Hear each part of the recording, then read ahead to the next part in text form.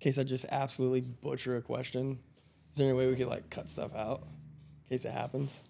No, Not worried you about can it? just start over again. Okay. You can just say, What if I you don't know know? what? What if I don't know something? Then you'll just say like, and there's no, I'm not asking you any questions that you're not going to know.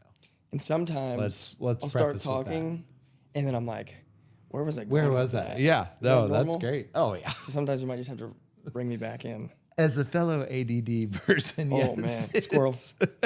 It's very It's normal. real. It is Whole real. life. I was just telling Rachel about that the other day. Yeah. It's my condition. Hate my condition. I was who was I talking to? They were at Thanksgiving yesterday.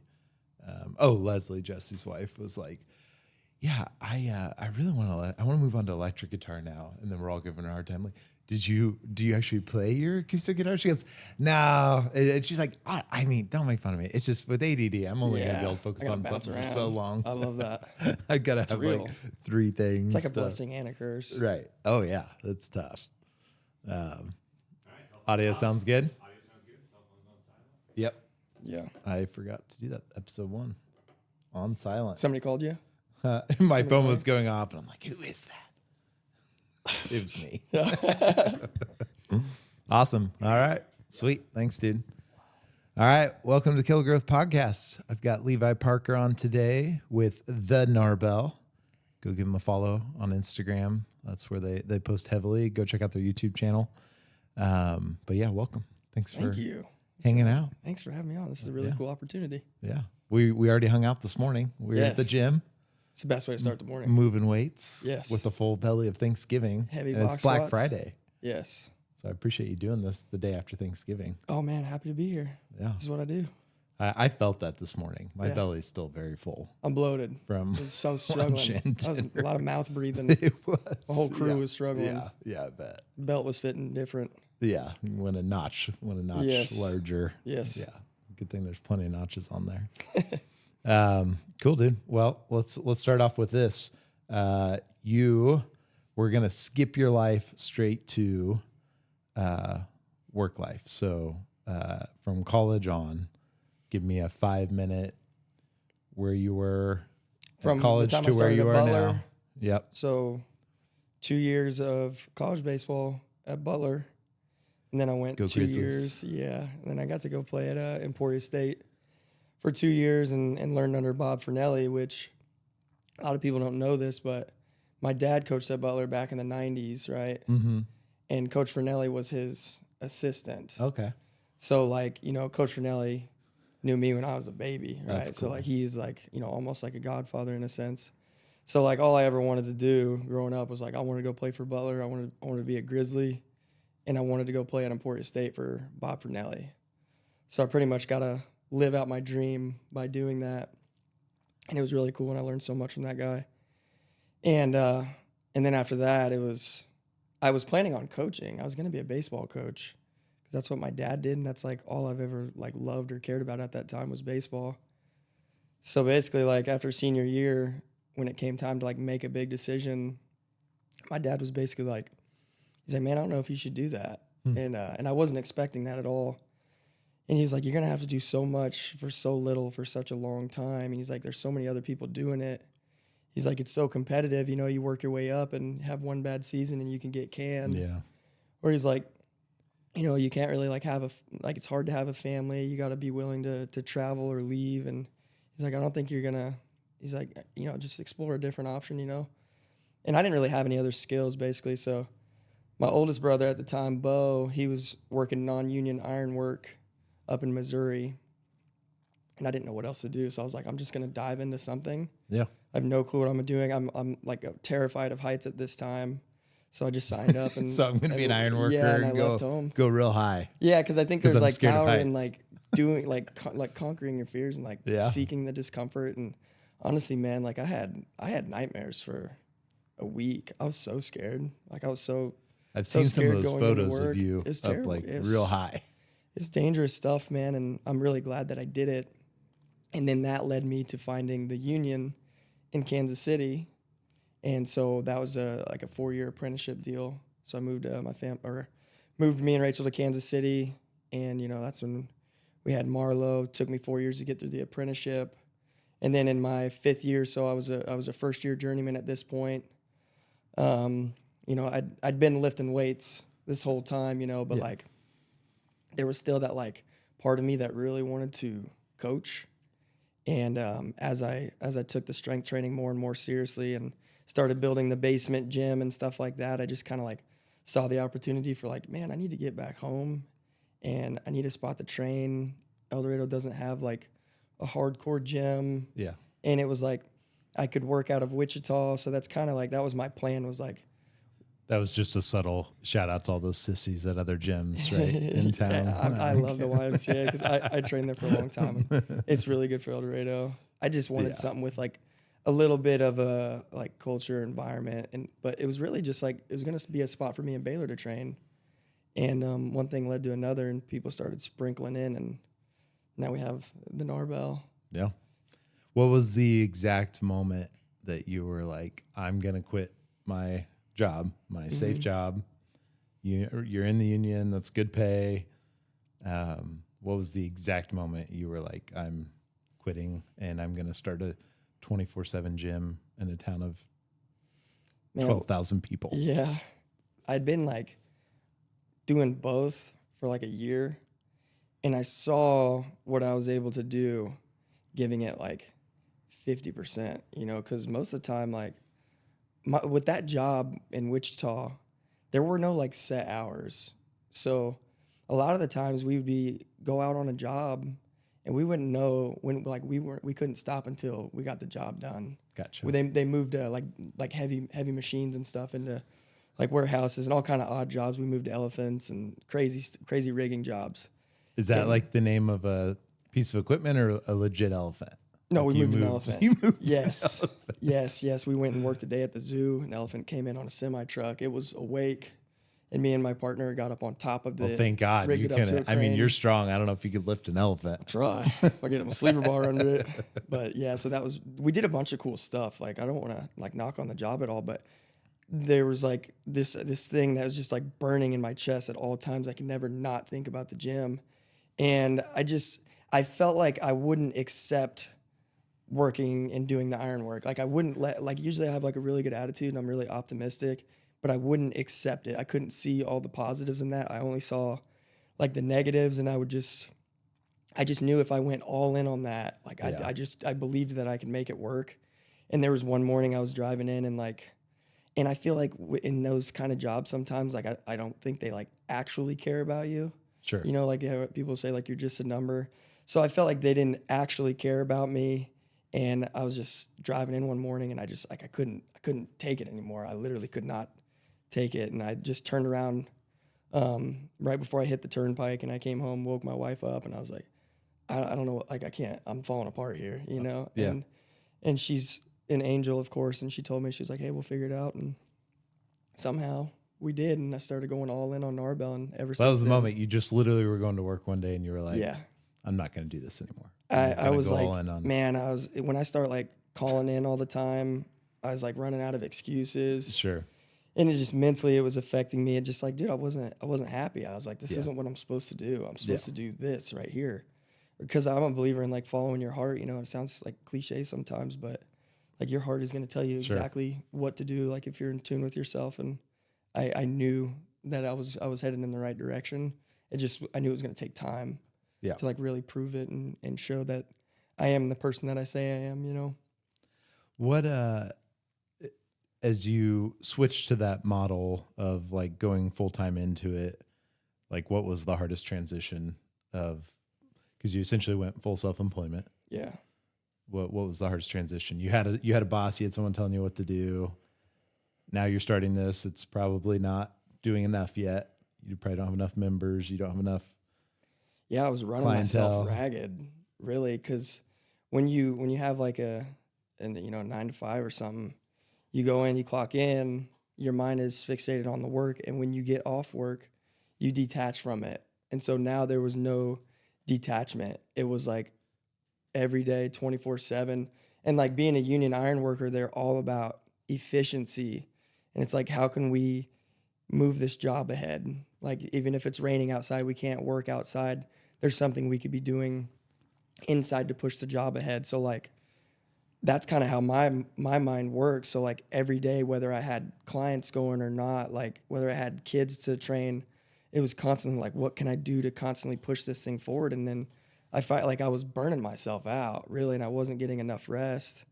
And I basically just had to like take a few steps back and be like, I can only control so much. Like I can only do this so fast. Like it's going to take a long time in order for me to be at my best. I have to like be selfish with some of my time and like sleep and rest, Yeah. or else, you know, people will constantly just try and pull you in different directions. So I had to put up some boundaries and stuff. And once I started doing that and like actually like taking days off here and there, and not feeling, I used to feel really bad about it. Like I'm there. lazy or something, but it's like, no, I gotta. Well, probably make time for especially myself. when you're in startup mode, you're also thinking about the money side of it. Like Oh, I gotta hustle, struggling and hard too. get enough people in there, Yes. and yeah, And then like you want to go fast, but you don't want to just like open it up to anybody either. Yep. So like I'm really proud of myself for being really patient in that moment when we desperately needed more business and we needed money to pay our bills and get groceries and all that stuff. But I still was like very selective on who I let in. So talk about that, the culture, and then I'll talk about my perspective of being outside of that culture and then coming into it. But how would you describe like Gnarbell, the difference of Gnarbell to another gym? I think it looks a lot more like intimidating from the outsider. If like people follow us on Instagram or like see training videos and stuff, they see like the weights are heavy, like the music's loud. It like might be like kind of intense, you know? Yeah. But then like once you get in there and meet everybody, like I say it all the time, those guys are really nice. Yeah. Like all the people and that culture is everything because that's what's going to drive the behavior of everybody that walks in there. And it's important because we got a bunch of young high school kids and like majority of the people are parents that have kids, and it's like they're all watching you and they're just going to do whatever they see. So if the standard is like come in 10 minutes late, we may or may not do this warm up. We'll give it, 50% on this main movement. We might do some accessories, and that's what they're going to do, and they're going to underachieve because of it.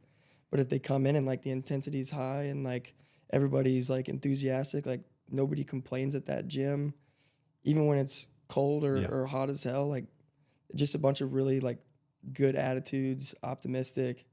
And that's what I see, and maybe I'm biased because it's my gym, but I really think that's how it is. So what describe like the culture you're trying to create that draws the right people? Like in a nutshell, you're saying Gnarbell is this. Yes. And if you're going to be a part of it, it's this. Like this is the be. because you have expectations. It's not just like a, hey, I'm in business. Like come, please be a member. No, yeah. It's like here's I my want them guideline. to earn it, man. I want them to earn their way into Gnarbell and earn the respect. You don't just like get a key and automatically get respect from everybody. Like you have to come in and like you can't take from the gym before you contribute to the gym. So I encourage everybody to like come in and treat it like it's like a team and like this is a family, and you have to contribute to this team, contribute to this family before you can benefit from the team. And so I want people to work hard, and I don't care how strong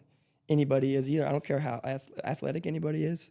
I think the number one things that gets you respect in there is like your attitude and your consistency and like how you treat other people. I think that's the best way. Like it doesn't have to be super like competitive to the point to where, people hate each other. I don't ever want it to turn into that, but I want people to get the most out of themselves.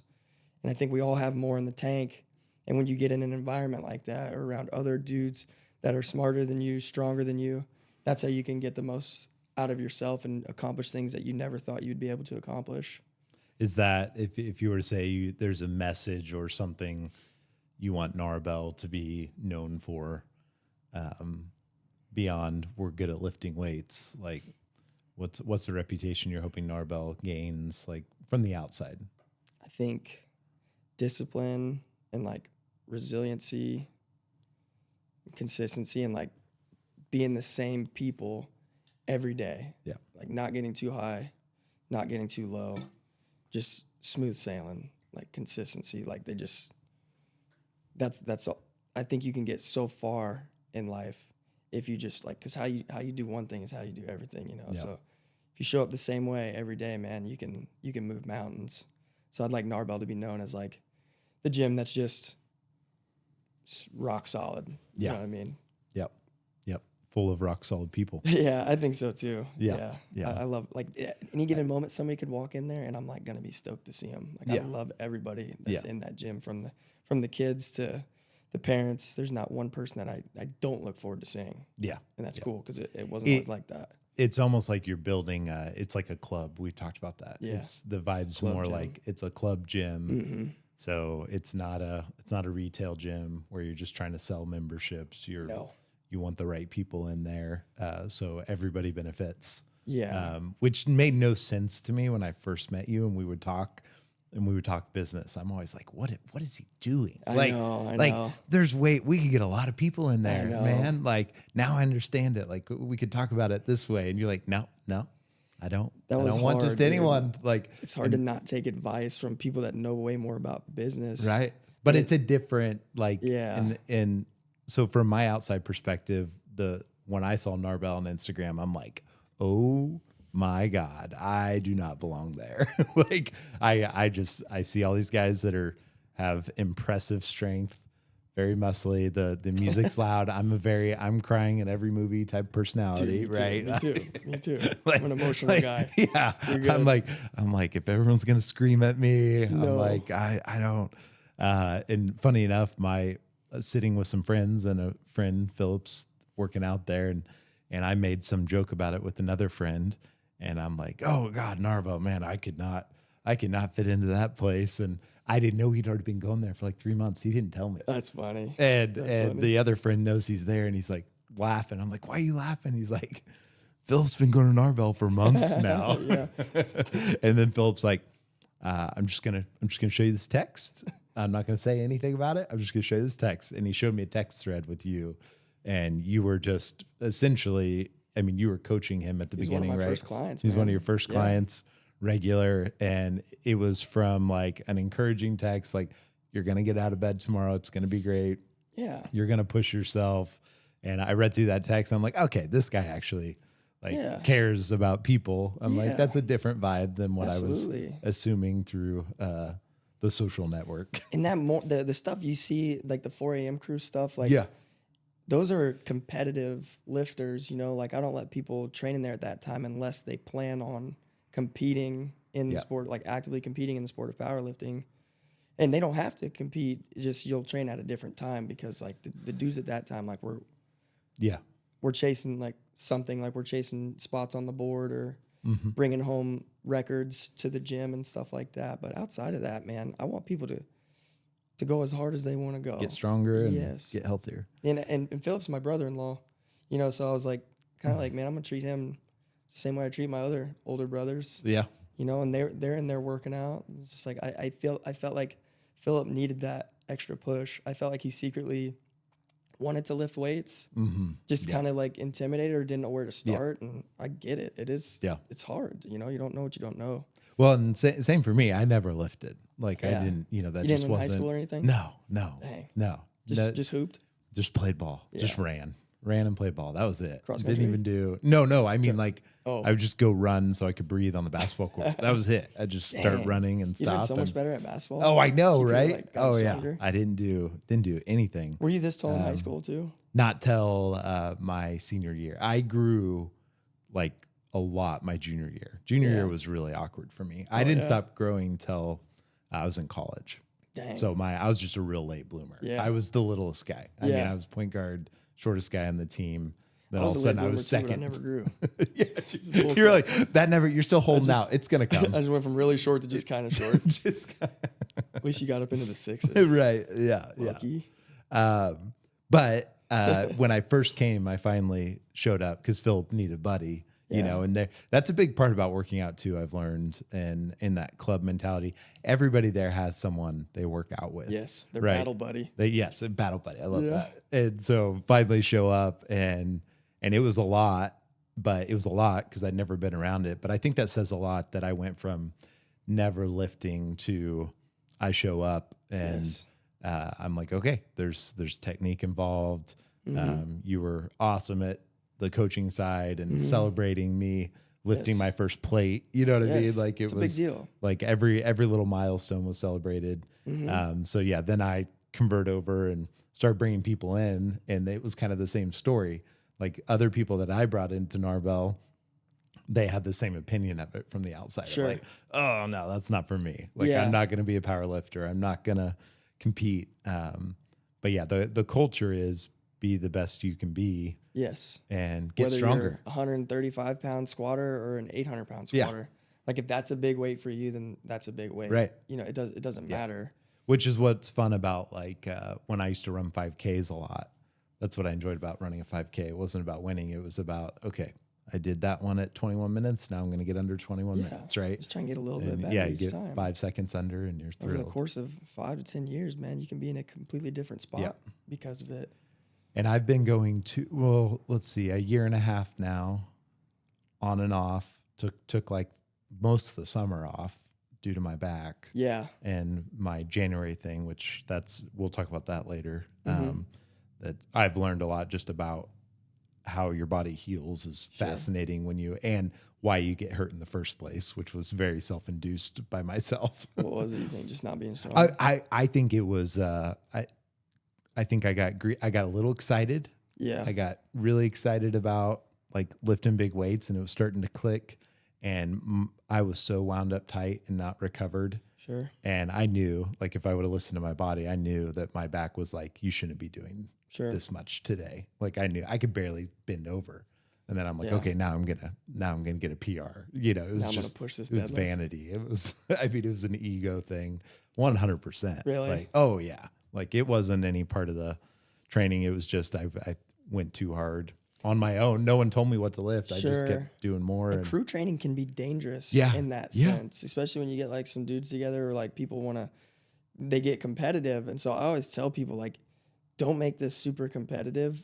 Like select weights that are going to be good for you. Competitive to yourself. Yes. Right. And like That's if you the have to hard part. question whether or not you should go up in weight, then you shouldn't go up in weight. Yeah. You know, like go up until your form starts to get dicey and then call it. Yeah. And you're still going to get a lot out of that. And Oh yeah. most of the strength comes from like your accessory work anyways. So like the main movement it's important, but it's not everything. Yeah.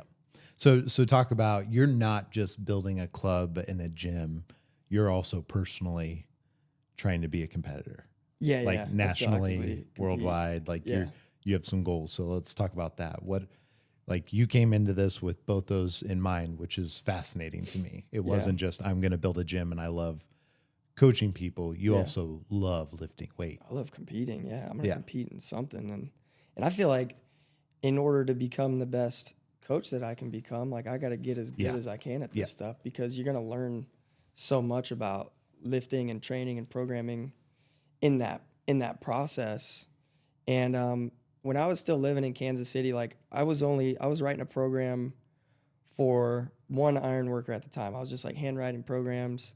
I did my first raw powerlifting meet back in 2021. And he's competing now, right? TJ, yeah. TJ, he's awesome. He's competed 2 different times. He's done both the Gnarbell meets.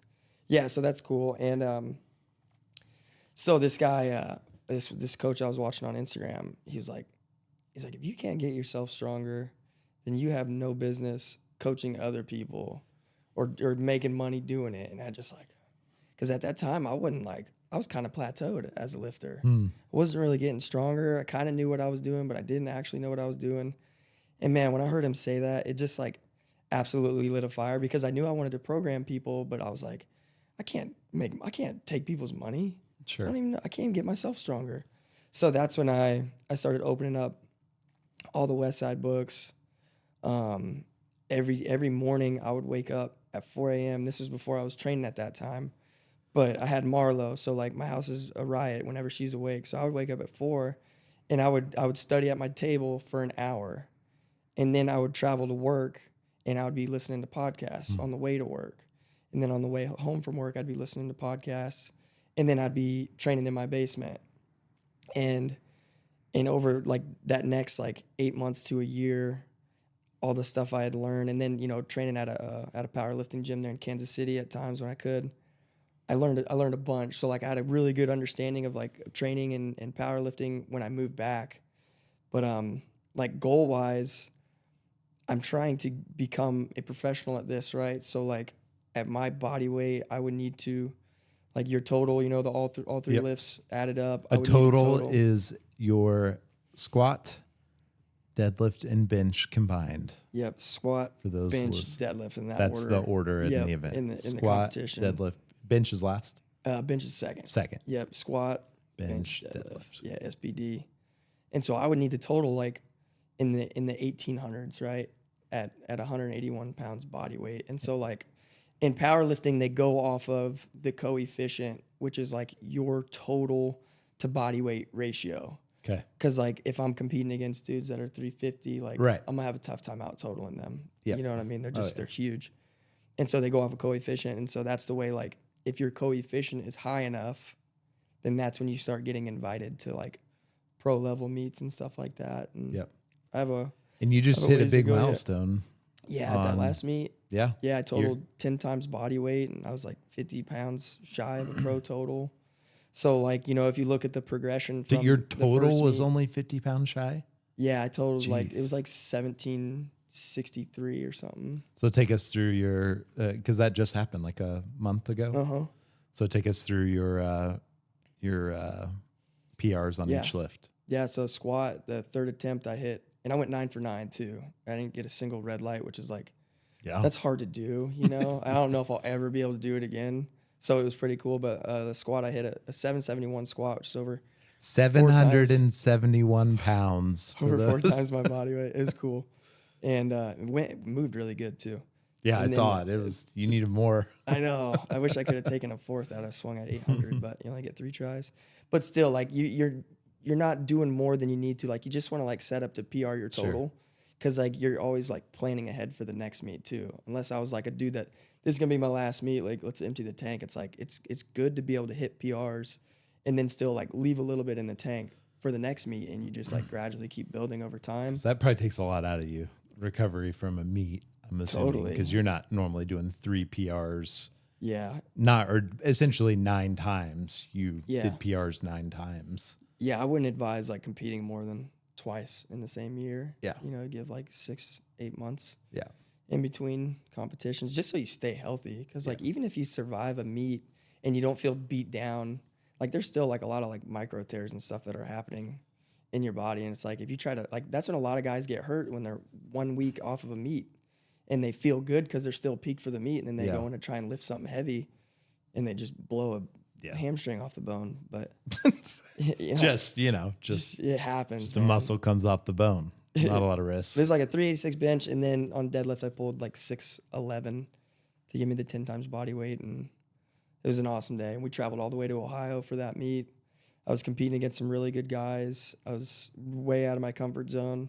And then right after the meet, we gave everybody hugs, grabbed our medals, and then we drove back to El Dorado. Yeah. 12-hour drive. And then your meet you hosted was 2 weeks after. 2 weeks after. Yeah, so that was like, dude, that was a hectic time for me. Like, Yeah. talk about getting out of your comfort zone. Like, I was just like living in a state of like, I feel nauseous because of all this like stress and pressure. And I think I get more nervous like helping my own lifters compete Sure. than I do when I'm competing. Yeah. Because when I'm competing, I'm in control. I know I did the work. Other people are competing. I feel like, you know, I need them to do well. I want them to do well, you know, or else then I failed them if they did Sure. wrong. That's the kind of pressure that I put on myself, whether that be true or not. But so I was relieved when our meet was over. I was relieved when the Gnarbell meet was over, and And it went great. went really good. Yeah. And you had a light crew there. You had a light go out. That was probably my favorite part of the whole thing. When was Forrest just- got up on the you ladder, had like 3 electricians They're there incredible. and that were in your crew. having a blue collar gym Yeah. is the best because Yeah. everybody brings so much to the table. Yeah. All the boxes that we have is because Amy welded them inside of her Oh, I welding didn't know class. that. That's awesome. Yeah, and then Mitch is always randomly wiring up LED lights in places, and everybody's super handy. I love them. Talk about in the powerlifting world, like brutally honest, like what is that doing to your body, like the good, the bad, and how can it be more good than bad? I mean, when you're doing It's it like- to an extreme level like we are, I mean, there could be some negative things that like come from this in the Yeah. future, you know? And I think if you like train really smart and you have like really good like positioning and mechanics and everything, I think you can do it safely to where you're like not brutally beat down at the end of Yeah. the road. But like, man, I mean, I tell these guys all the time, like, we're not gonna get something for nothing. Like we have to be willing to pay the price. Like I know at any given time I could go up there and just like blow a quad out. Like and I sometimes I think about that, where you think about like tearing a bicep when you're deadlifting and stuff, and it's like, but I know in order to get to where I want to go, like it's through these weights right here. So I'm willing to risk it. But I mean, people that aren't like pushing it to the absolute limit, and like I think everybody should get a taste of lifting heavy weights just for like bone density and stuff like that, and keeping your low back strong. And what was the second part of that question?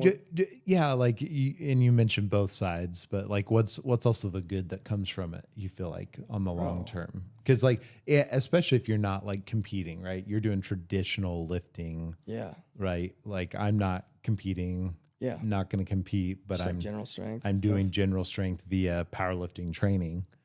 Well, I mean, I've read that like you start losing your bone density at 30 years old, So Oh, really? if you're not doing something to maintain it, you're just like gonna slowly deteriorate. Yeah. So I think it's so important to keep your bones strong, keep your ligaments and tendons strong. And I think like as we age, we're gonna be in pain no matter what. Sure, that's true. So like you may as well like be I feel like strong. I've been in pain since I was 19. Yeah, dude, we're all hurting, but I think if you stay strong, it limits that, or you're gonna feel a lot better about yourself. Or like I always like look at BD, Oh, yeah. which is my dad. Yeah. And he's I think 64 maybe. Yeah, you want to know that He's based stud, on right? He's how been many strong for pull-ups he life. reps out every time I see Yeah. him. Like I can't do that many pull-ups. Yeah, he's a beast. He's in his and 60s. Like when the grandkids come around now, he's like rolling around on the floor with them and like Yeah. wrestling with them and stuff. And it's like, man, I struggle getting off the floor sometimes. You know what I mean? How's he doing that at 64? But that's just like a lifelong pursuit of staying strong and Yeah. being active and lifting weights. And muscle mass too, right? There's a point, obviously hormone levels change, but muscle mass starts, you just start not being able to gain. You can Sure. maybe hold Yeah. and have a little less depreciation. But Haley talks about that. My wife, who's a nurse, she's like, if you don't have muscle mass, like you're going to fall down, right? Sure. Like you get to that point where your biggest risk when you're older is literally not having the strength to Yes. not fall. Yes. That's why we do a ton of bodybuilding, Yeah. all the accessory work, Yep. the hypertrophy work. It's just all to build muscle. And I tell everybody they should take creatine. I think everybody should be taking creatine, not only for your muscles, but for the benefits that it has on your brain. Yeah. And yeah, you got to have muscle if you're gonna. Yeah, the weird weights. thing about creatine, which I agree, and my recovery when I stay consistent with it is so much better. Totally. Is the thing I've noticed. But it does get you. I don't know what it's not like caffeine, but I've told people to take it. I know some older people that took it and they just couldn't sleep anymore. Oh, really? But then you don't even have to sleep as much as another study I saw where like creatine's like putting all that water everywhere Dude, for I believe in recovery. And it's like, the sleep doesn't even. It's like helped me with depression before. Yeah. Like there'll be some mornings where I'll wake up, or if I'm dehydrated or something, and like I'll chug a bunch of magnesium and like some sodium and get the creatine in me, and like, dude, it puts me in a completely different state of mind. I'm a big believer in it. Yeah.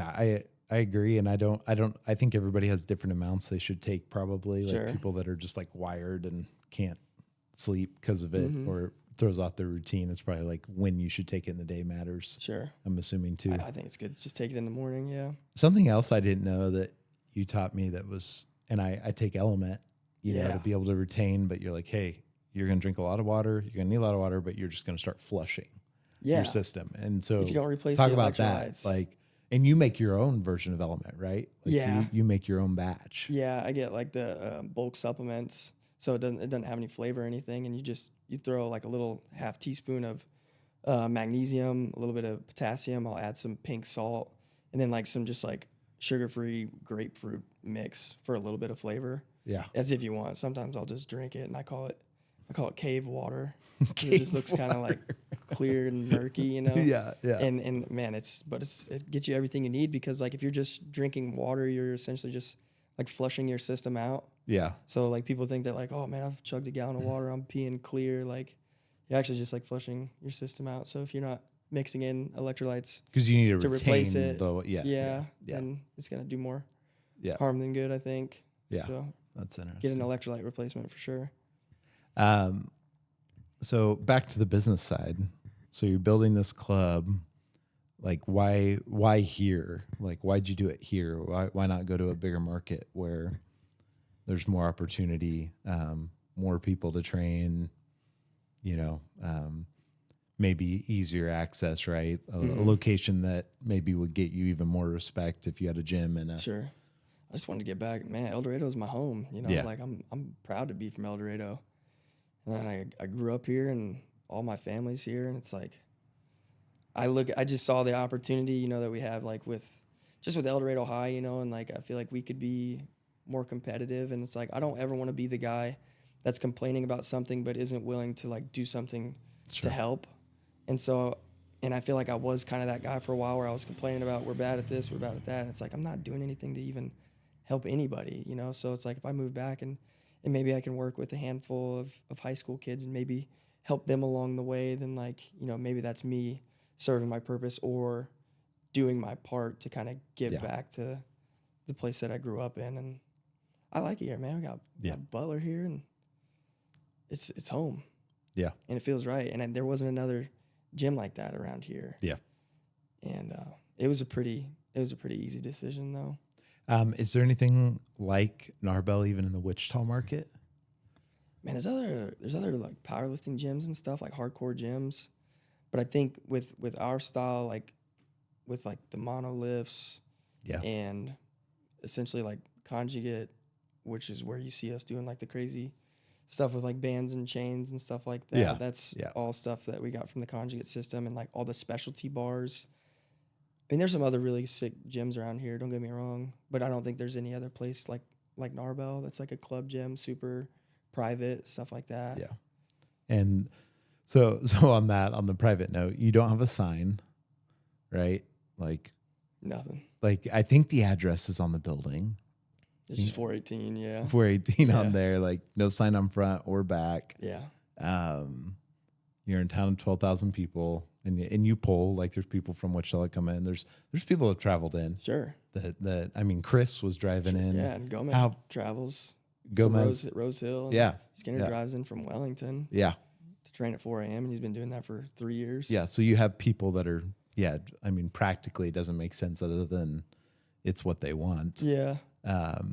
But your model is there's no signs. It's club based. You're very particular about who comes in. And I want to touch on that too, just for your reputation. Mm-hmm.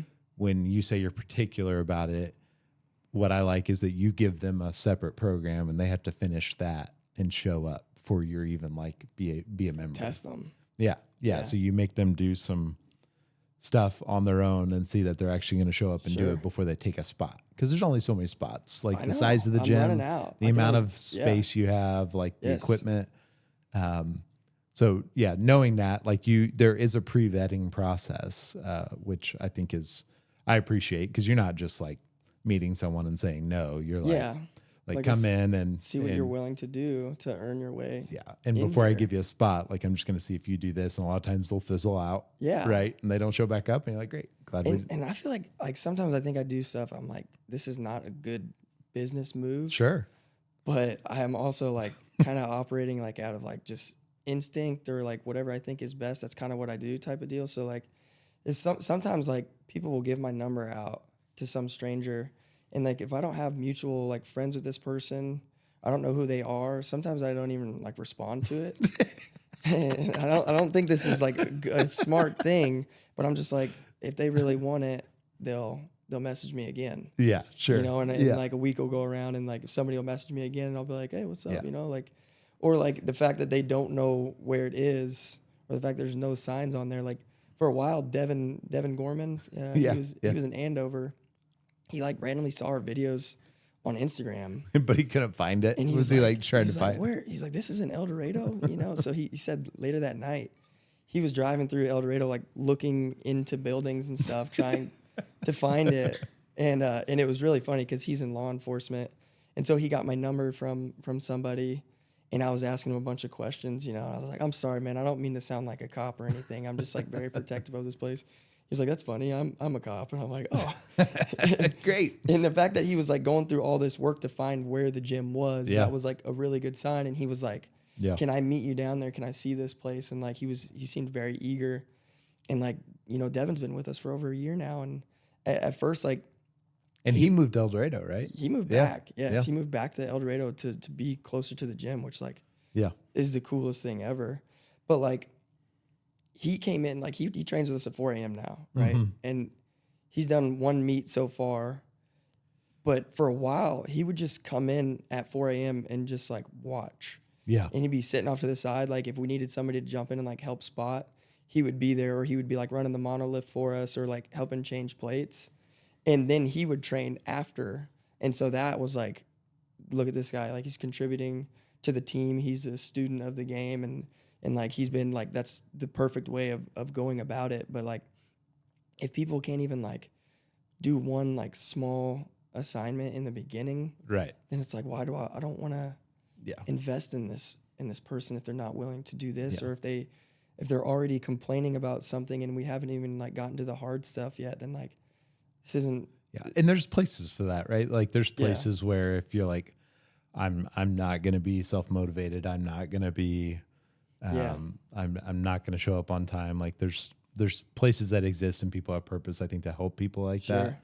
And like, that's just not what you've built Gnarbell to be. I think it's you have to be you have to want this, and you I'm have to for participate. anyone, but I'm not for everyone, right? And Yeah. that's like a quote that I hear Corey G say all the time. And it's like, I'm for everyone, but not everybody's going to get down with me because of how, not that I'm an asshole or anything. It's just like, I care. No, there's a lot of deeply. people that hate you. Yeah. I'm kidding. Good. I'm kidding. Hey, I care so deeply about that stuff, man, that I'm not willing to let somebody come in for whatever $50 and risk damaging our culture or Sure. sending it backwards in any capacity. Like I cannot have that.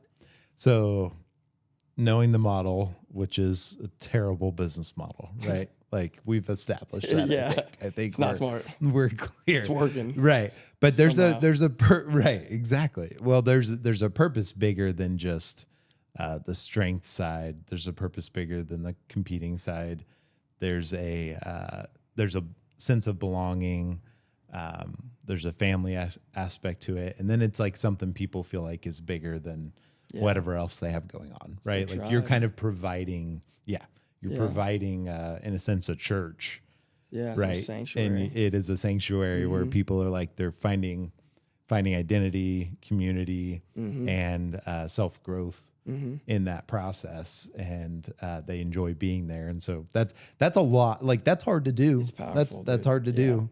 But on the, like, fast forward, like, how does this continue to work? How does this continue to, if there's only this many spots and it works this way, what's going to happen in the next 5 to 10 years that is different for you and your family? As far as like, okay, because you're also self-employed, but you're also building something that's bigger than just money and a business.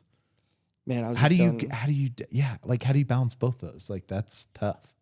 I was telling Rachel the other day, I was like, if it never got any bigger than what it is right now, I wouldn't be mad about it. Because I think like I'm like very present right now. And like, I think the current times are just very hard to beat. And just with like the crew, right? If you look around in the mornings, like your crew with like you and Philip Dad and crew. Brad, and then like, you know, like Lucas Dutton. Yeah. And then your sister and Kaylee and Jeremy, and like then my crew at 4 a.m. and like how everybody interacts and gets along so well. It's like one big team in there. And it's like, I don't even want to risk adding somebody else in there to, if you get the wrong person in here, now one of my day ones doesn't want to be around this person. Sure. So they bounce, or like this turd got in here. Now he's trying to bring his turd buddy. Yeah. And like, just like that, you can slowly, that chips away at the culture and the Poison identity. a culture. Yeah. And so I have to do, like, I'm big on like whatever you did to get to where you're at right now, like you have to keep doing that. And so like everything that you were doing at this time last year is what led to where you're at right now currently. So it's like everything that I was doing last year and the year before, and it all is like, it's rallied around, training at 4 a.m., doing the difficult thing, being vulnerable, putting yourself out there, doing more for others and serving others than you do for yourself. And like, I feel like if you just like make all your goals based around helping and contributing to other people's success, like a lot of really good things are going to happen for you individually. And so I don't know how much bigger it's going to get. I'm just like, I have the people I need right here, and I'm just going to keep leaning into them. And if we never get one more member, never get one more kid, like, I'm not going to be upset, because like I just love how it is right now, and I think it's golden. And I don't want to look past it and think, oh, I can't wait to do this, and this. We're going to like keep growing, and you miss out on the best part, which is right in front of you right now. I love that. And that's the part. And I know we know each other well enough. I can make fun and say it's a terrible business model, but it's like you said, it's working. Just falling my heart, man. Just which I, as a business person, like I've been inspired by it all too, right? Like, what more in my life should I do that's like not gonna just make me more money or bring me notoriety, or you know what I mean? Like it's hard to do those invisible acts, like, because like Gnarbell, which is interesting to me, Gnarbell is kind of invisible in a sense, right? No signs. I know. Like, you're probably not going to text back if you don't have a connection. You're going to make them text a couple times, like. But it makes wearing that shirt mean so much more. Because you had to earn it, and not everybody can just get one of those. So I grew up right in the nonprofit sector. Like my whole upbringing was ministry related stuff, and so seeing that, like I watched my dad do that. I watched my dad go all in on something. The financials didn't have to make sense, right? Like he knew what he was doing. He knew what his purpose was. He was all in, and the money did happen eventually. Like the money side did just kind of happen. And those are, to me, like the most powerful stories. And so that's kind of like my question for you. And that is like it's happening enough today, and you just believe it's going to keep happening. It's happening on that balance, right? Yeah. I base everything around like, how can I get people stronger? How can I keep them excited to train? How can I keep them coming back in and motivated? And literally, like, I started getting some of those high school kids stronger, and the powerlifters and the dads, and like through that process, it is just like I don't even advertise this stuff. Like I just post training videos, and I share training videos on the Gnarbell account just because I want to show people off. It's never pumping myself as a coach or anything. Like, they did the work, man. I just like put them in the environment to train. But I think if you keep doing that, and again, making my goals based around helping other people be successful, it's all going to take care of itself. And it really is. And I don't want to like take on so many people that I can't give everybody the attention that they deserve. And especially with like the kids, like it's not fair to those parents if I'm like, if I got 10 kids in here rolling at once, but I'm only like able to help 2 of them at a time. So like I want them to be in there, and I want to be able to give them the attention that they deserve, and like really lean into them and make an impact on them. How, like, based on your involvement so far, you want to help the athletic side of our school district, which is huge. What would you like? What do they need to do different? Like they work out at the school as well, or have opportunities there. But do you genuinely believe like these high school athletes that all fit the culture should be at Gnarbell? Like, do you believe that's enough of an increase of like what their potential is going to be? Like, is it going to increase their potential enough to where all high high school athletes there should be going through some program like what you're doing? Let's see if I can understand that a little bit better. So right. I mean, traditionally, Like, you want me like, you think all the kids from the high school should be training with me? right. That's what I'm basically just throwing that out there. Like, Yeah. no, this isn't bashing El Dorado High School or Sure. anything. I'm more just saying, like, do you genuinely believe like the program you have going is the best thing for high school athletes Man, I in think town? as an athlete and like as a lifter and stuff, like if you train with enough intent, you can make a lot of programs work. Gotcha. Okay. And I don't think that anything is wrong with like the strength program at the high school or anything like that.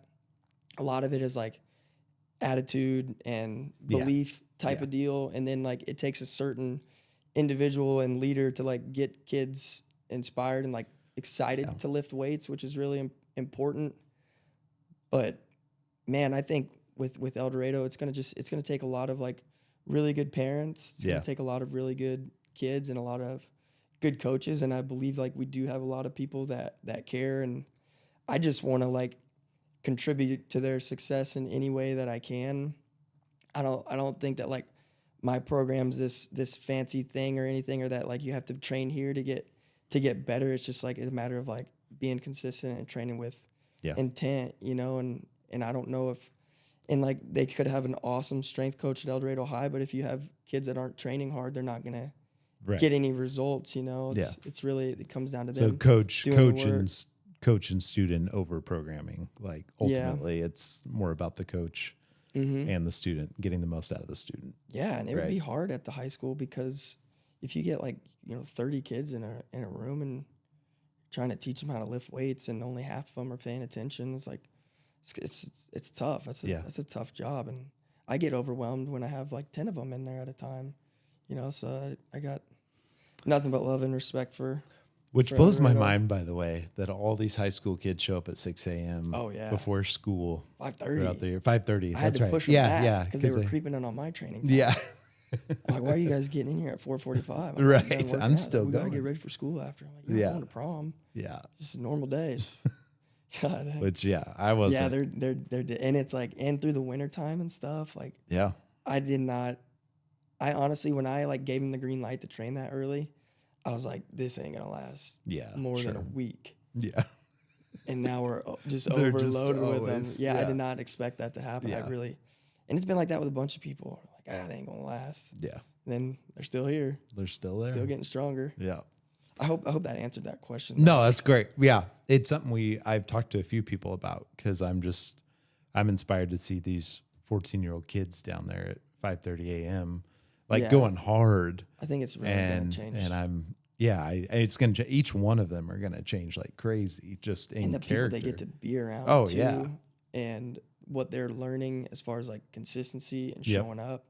And I just think that carries over into your everyday life. And beyond athletics and Yes. high school and college, like it's just a lifestyle that, you know, so many of us, like for me personally, built much later in life. But like if you have that routine going and that just becomes momentum, part of your life, then it's just everything else you're going to be. And then when you show up day after day, that can build confidence whenever you're doing something. Like that's why I do the lunges every day. Yep. And I don't want to do those dang lunges every day, Sure. but it keeps momentum rolling. And if I can have, whether it's a good day or a bad day, like I'm still moving. Yep. I never get stagnant because I'm staying in motion. And I think there's a lot of like power in that. And I want to teach that to the kids and like, don't just like show up. Don't wait for like Super Bowl Sunday to show up for the big game. Like you need to be showing up to every day like it's a big game and showing up with a purpose. You know what I mean? And how you do one thing is how you do everything. What was the worst day that you were like, I might not want to do this anymore? Man, it was like right when I quit my job. Really? Yeah. Yeah. And I just like, man, I just felt so low. I felt like I was about to fail my family. Yeah. I'm going to have a tough time talking about it. Yeah.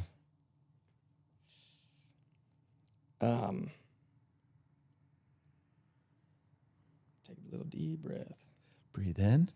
Yeah, because I didn't know what I was doing, man. Race. Like, I thought I was just like, you talk about imposter syndrome and stuff like that. It's like, here I am opening this gym, trying to make money, coaching people, and it's like I'm still trying to can I really do this? Am I cut out for this? You know? And so you're going through all that with the stressors of like raising 2 kids, paying bills. And it's just like, that was brutal that first year. But then like one day I just picked myself up.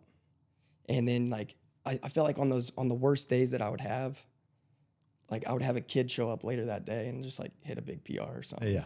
Like Nash Nesmith would show up and just like, he's awesome. you know, crush like put a plate on the bar for the first time. Yep. I was just like, that was a sign. Yeah. You know? Like you got to keep going. But that built so much like confidence and resiliency and like durability in me that if I didn't like experience those really hard days, then we wouldn't be here right now having this conversation, because I would have like folded. And I just told myself like, no matter how hard it gets, I'm not going to fold under pressure. Yep. I'm going to keep showing up. Good day, bad day, I'm going to show up and I'm going to give whatever I got that day. And I like how the thing that keeps you going is not like, oh, you figured it out for yourself. It's like seeing other people succeed, That's all right? about them, Like, dude. so that's ultimately what picks you up out of the. It's my purpose. Yeah. 100%. Yeah. That's powerful. Yeah. Yeah. Well, thanks for sharing that.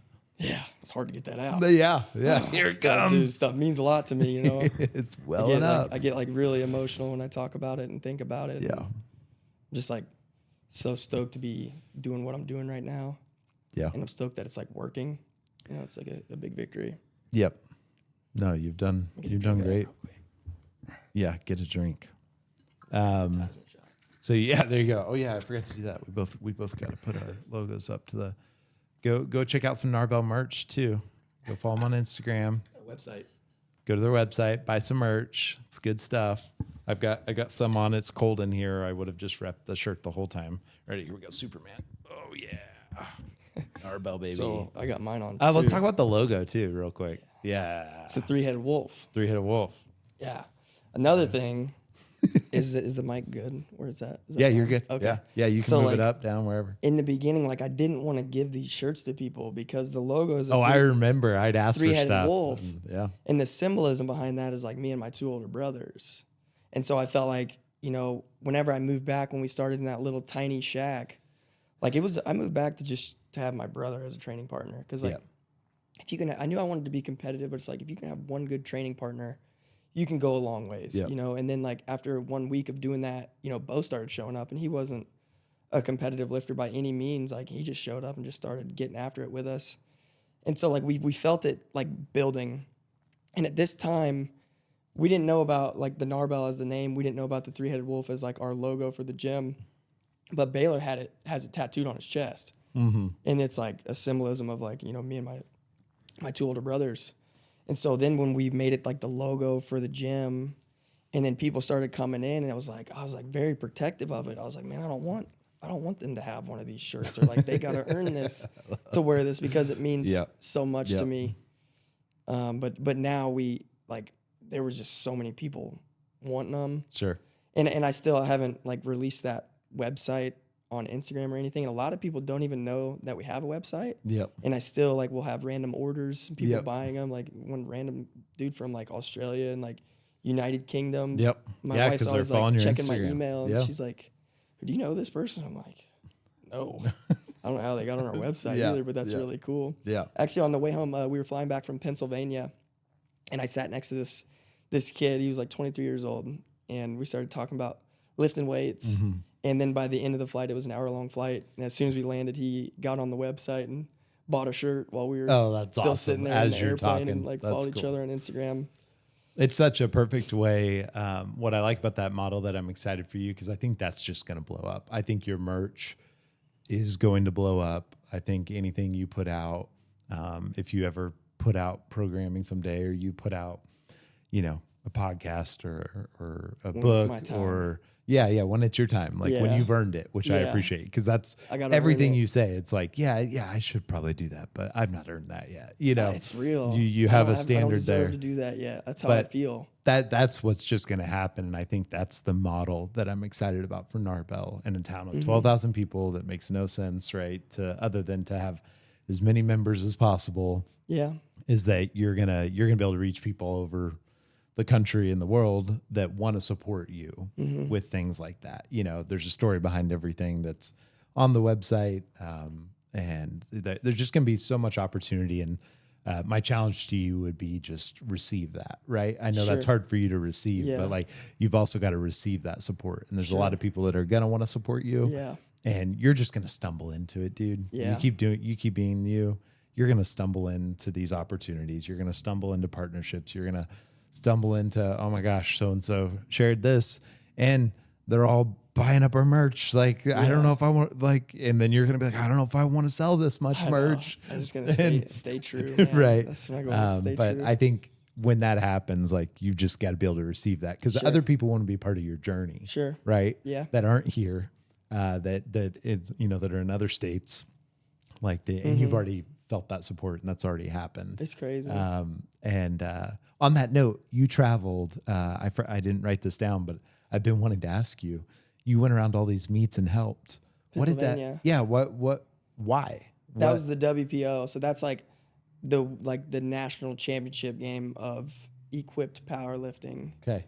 And so like that's an invite only meet, right? Like when I talked about like I'm trying to get to the pro level, so like hopefully one day I can be invited to that meet because that's where like all the best lifters go, and it's just like an incredible opportunity and they make you feel like a rock star and a big leaguer. And so my coach actively is competing and he gets invited to the WPO. That was actually his 10th WPO in a row. Yeah.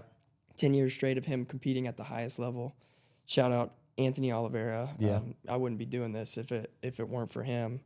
But he basically called me up and he was like, hey, would you be interested in like spotting and loading at the WPO this year? And of course awesome. I'm like, well, can I even afford to fly there? Like, yeah, I don't know. But it was just like, man, that's such a cool opportunity. Like if I'm really about it and if I really care about this sport and if I really want to learn, like I should do this. That's like, where you want to be, go be there in some way. Yes. And so he told me to invite one other guy. So I invited the biggest and strongest dude in our gym, which is Denver McCoy. Yeah. And of course he was like thrilled for the opportunity. Yeah. And we flew out and we worked 2 days. We worked Saturday and Sunday, and Sunday, that's whenever like all like the heavyweights and stuff were squatting, all the dudes, and like there was like one flight on their third attempts where like every squat was like 900 to 1,000 plus pounds. Like one of the dudes was like over 1,200.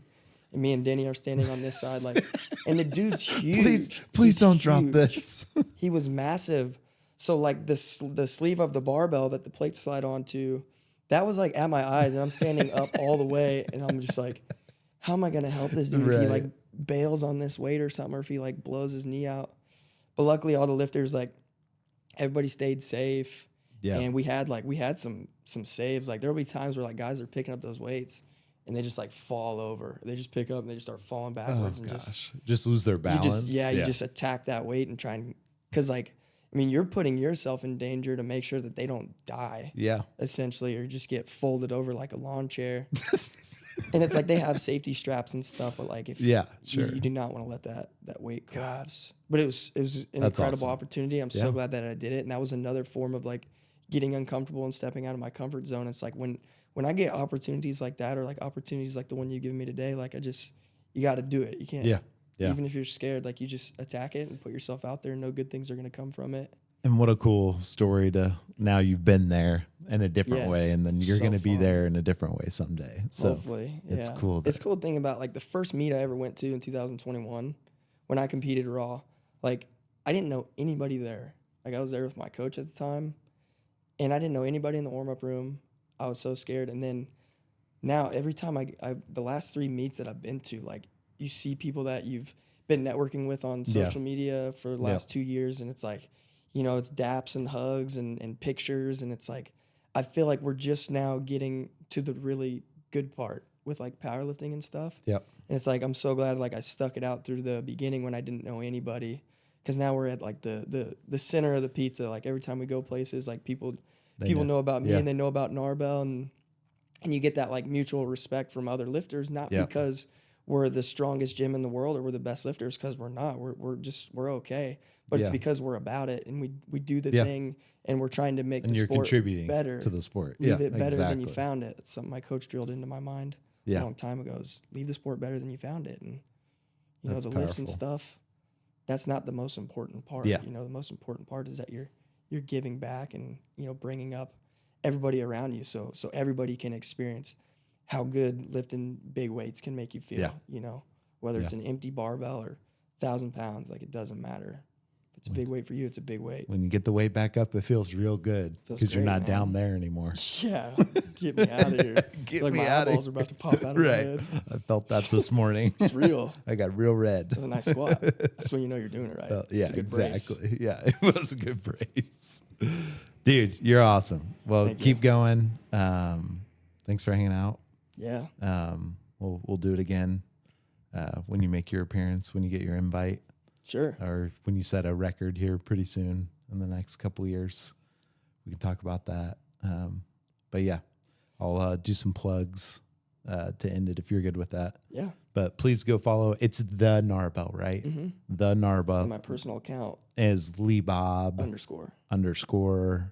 just an underscore. That's it. Again. Yeah. So Lee Bob, it's LEEBOB _ Go follow Levi and go follow the Gnarbell on Instagram. And yeah, just go comment, tell them how awesome they are. And then just like spam them, like just say like, hey, I want to join your gym. I've been texting you, you know, like Yeah. I'm one of the numbers. yeah, I'm one of the numbers. But awesome. Thanks for hanging out. Thanks, Sam. Super cool opportunity, man. Appreciate it. Yeah, appreciate you.